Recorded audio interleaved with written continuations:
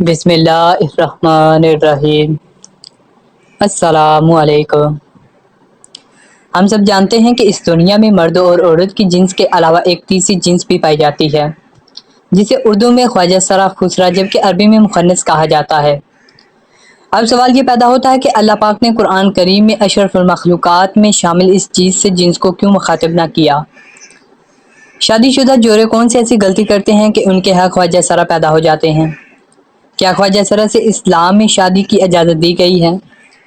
آئیں چلتے ہیں پہلے سوال کے جواب کی طرف۔ بے شک اللہ پاک ہی ساری کائنات کا خالق و مالک ہے، پھر ایسے کیسا ہو سکتا ہے کہ وہ اپنی مخلوق میں اس تیسری جنس کا ذکر نظر انداز کر دے؟ یہ محض ایک غلط فہمی ہے جو کہ مذہبی اور معاشرتی اکابرین نے ہمارے اندر پیدا کی ہوئی ہے۔ آئیں اس مسئلے کے حل کے لیے مشہور سائنسدان ہری کائن فلٹر کی تھیوری کو دیکھتے ہیں۔ اس نے ایک بیماری دریافت کی جس کا نام اس نے اپنے نام پر یعنی کلائن فلٹر سنڈروم رکھا۔ اس بیماری کے مطابق عورت اور مرد کی طرح خواجہ سرا کوئی تیسری جنس نہیں ہے، بلکہ یہ ایک جسمانی بیماری ہے۔ اللہ تعالیٰ نے انسان کو مرد اور عورت کے ہی روپ میں پیدا کیا ہے، لیکن جس طرح دیگر پیدائشی بیماریاں کی وجہ سے بچہ گونگا، اندھا اور بہرا پیدا ہو سکتا ہے، تو اسی طرح کروموسومز ایکس اور وائی کی تعداد کے عدم مطابقت کی وجہ سے بچے کی جنس کا تعین بھی نہیں ہو پاتا، جس سے بچہ پیدائشی طور پر اب نارمل پیدا ہو جاتا ہے۔ ہر انسان میں 23 کروموسومز کے جوڑے پائے جاتے ہیں اور ہر جوڑا 2 کرومیٹین پر مشتمل ہوتا ہے۔ اس طرح مجموعی طور پر ایک انسان میں 46 کرومیٹین پائے جاتے ہیں۔ بعض اوقات کروموسومز کی تبدیلی کے وقت مردوں میں ایک زائد کرومیٹین ایکس پیدا ہو جاتا ہے۔ اس طرح مردوں میں 46 کی بجائے 47 کرومیٹین بن جاتے ہیں۔ سائنسدانوں کے مطابق ہر 500 میں سے ایک مرد میں 47 کرومیٹین پیدا کرتا ہے، جو کہ باپ کی طرف سے ایکس ایکس یا ایکس وائی کی شکل میں ماں کی کرومیٹین ایکس سے جوڑا بنا لے، تو بچہ پیدائشی طور پر ٹرانس جینس پیدا ہوتا ہے۔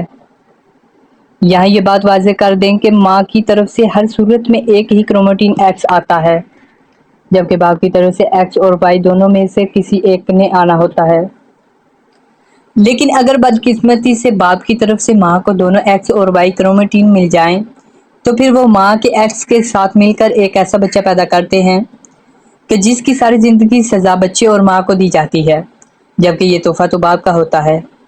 لیکن اسلامی نقطہ نظر سے امام ابو فرح طرطوسی کتاب تحریمہ الفواحش میں حضرت ابن عباس سے ایک روایت نقل کرتے ہیں کہ حضرت ابن عباس رضی اللہ تعالیٰ عنہ نے فرمایا کہ خواجہ سرا جنات کی اولاد ہیں۔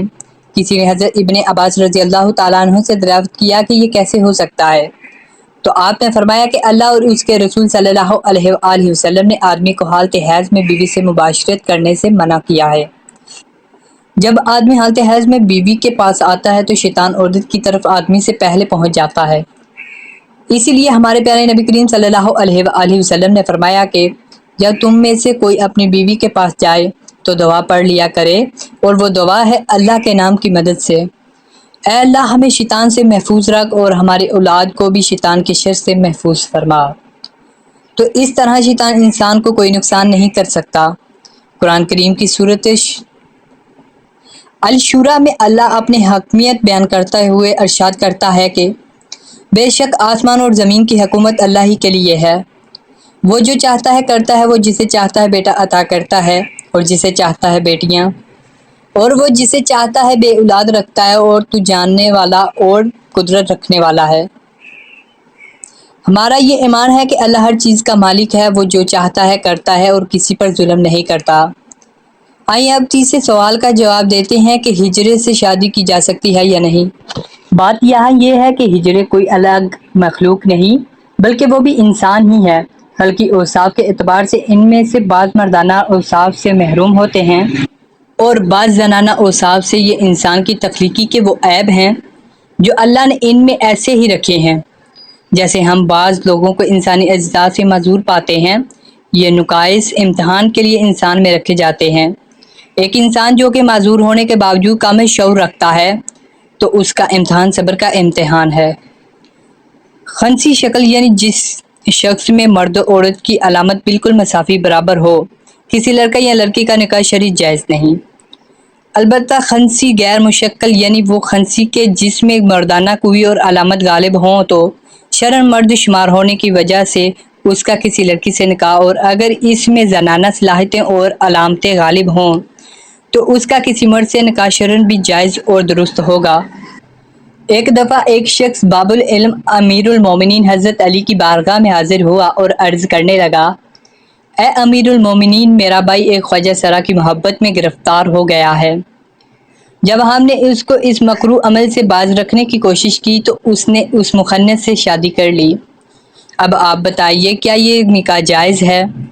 جب یہ معاملہ حضرت علی رضی اللہ تعالیٰ عنہ کے پاس آیا تو آپ نے خواجہ سرا سے دریافت کیا کہ تمہاری مشابہت مرد کی طرح ہے یا عورت جیسی؟